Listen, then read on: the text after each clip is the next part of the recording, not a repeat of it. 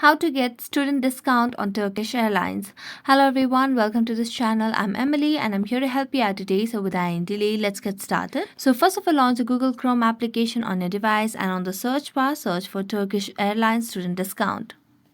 Then you'll get different options over here. So just scroll down and tap on the option of student flight ticket discount. As I tap on it, it will land you to the home page of the website over here. So you just need to scroll down, and as you scroll down here, you can see these steps that you should follow in order to get the benefits from student flight ticket advantages. So first of all, what you need to do is you have to create an account over here in order to get the student discount. After that, you need to verify your student status by giving information about your education, your universities or education institutions, and so on. Then after that, you'll be able to purchase your tickets as well.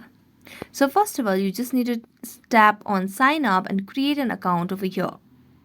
As you create an account, you'll be able to select your information and give your information to the Turkish Airlines student discount, and you'll be able to get into the approval stage.